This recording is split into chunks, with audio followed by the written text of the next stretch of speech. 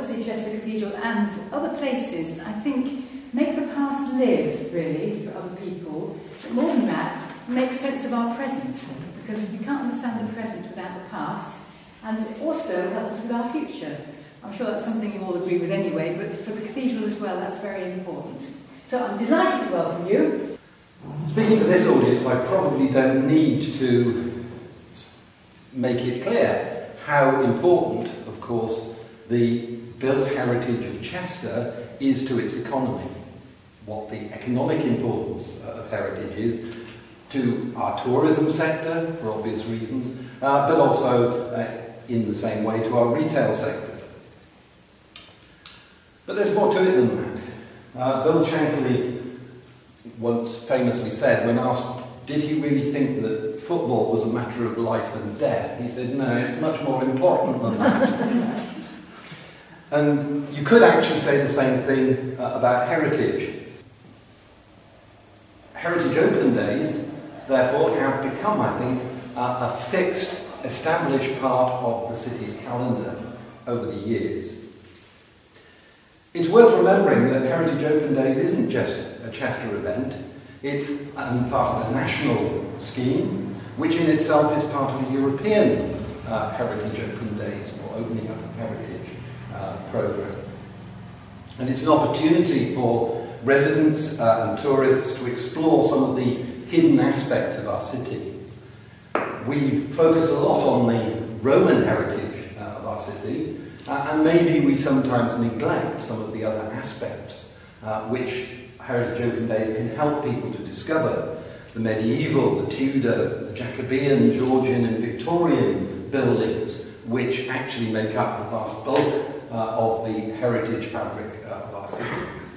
There are people who I need to thank for their efforts on behalf of Heritage Open Days.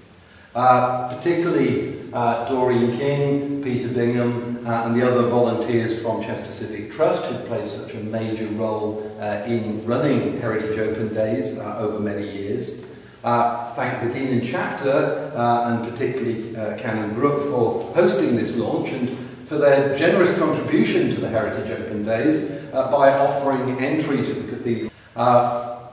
I'd like to thank English Heritage because it's their team in the London office who actually make Heritage Open Days happen nationally, and of course Cheshire West and Chester Council who support Heritage Open Days with funding and professional expertise and make sure that the weekend gets well publicised and indeed stylishly publicised. Marketing Cheshire for giving this event a profile together with all the other summer festival events that they promote. The Guild of Chester Tour Guides, who generously provide lots of fascinating guided tours of the city at no charge during the week. And of course, all the building owners and building managers, without which this just simply wouldn't happen. I think Heritage Open Days is a wonderful example of perhaps what David Cameron means by the big society, at least a part of it, of partnership working involving the public and the community and the business sectors of Chester all working together to provide something that benefits the community of Chester. So, ladies and gentlemen, I'm delighted to ask the Lord Mayor to say a few words. I'm very happy to be here. I'm very proud of Chester.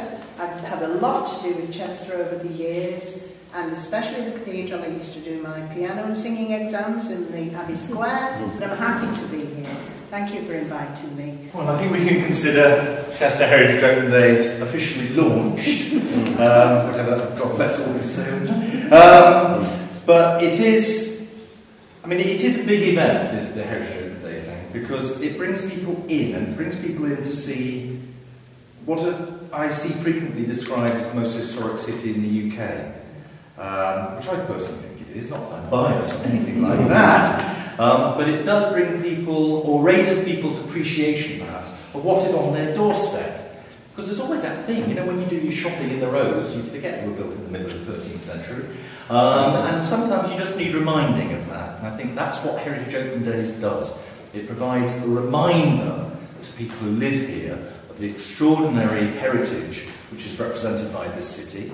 On a larger, wider scale, perhaps, it encourages people to visit, and then, of course, hopefully, encourages them to visit again, and again, and again, because you can never find out everything about this extraordinary city and the things that are in it, and there are some amazing things in it. Oh, thank you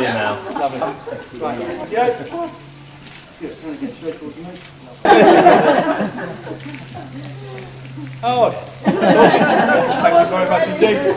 Thank you. The west doors. The fact we haven't got them, they're gone.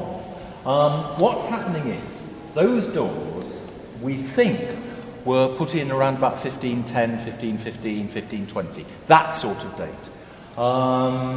They've been repaired since.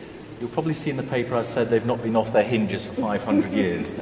They've been taken off, taken to the workshops of a specialist conservation firm called John Nethercott, who's in Prestine in Powys. Some ever are going to be done in here. It's never been done over one night. So for the first time ever, mystery plays will be performed here in the cathedral.